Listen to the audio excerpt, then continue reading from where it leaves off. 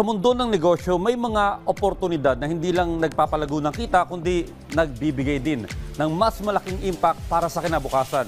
Yan ang pinapatunayan ng negosyong tampok natin ngayong araw. Panoorin po natin ito.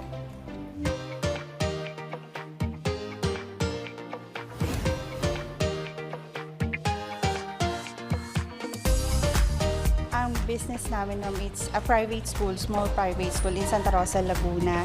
And we offer po preschool to grade 6. We cater 2 years old to hanggang 12 years old na mga bata. A little background of our school, inopen siya through our personal reason.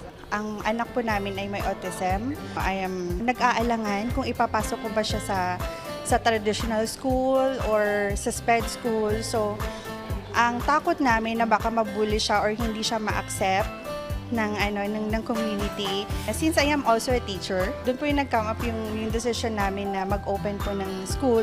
From there, pang 9th year na namin this school year. Challenges madami actually.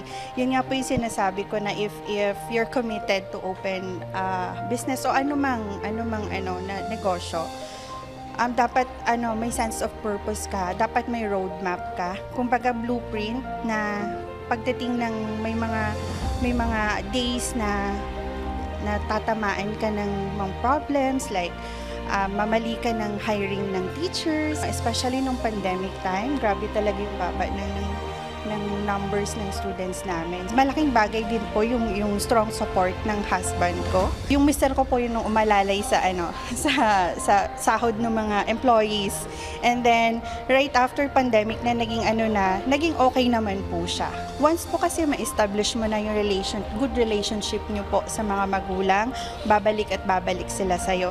And be true to your purpose. Kung ano po yung mission mo, yun dapat yung service na i-deliver mo po sa community. As magulang is gusto ko po 24/7 nakasama ko yung anak ko given na may condition po yung anak ko. So yun po yung nag-push sa akin. Although sabi ko nga dati, hindi ako sanay na nanghihingi ng pera kasi I'm raised as breadwinner. Alam niyo pong panganay. Tapos ako'y nahihiya humingi sa husband ko. So gusto kasi ng mister ko na hands-on kami sa anak. So sige, let's meet. Dapat isa din po yun sa if you have a partner or husband, dapat po agree ho kayo sa lahat ng bagay bago kayo tumak sa isang malaking desisyon. Naniniwala din po ako din sa good karma. Kahit po kami ay maliit lang na eskwelahan, we also have foundation, which is we support po yung mga below income families.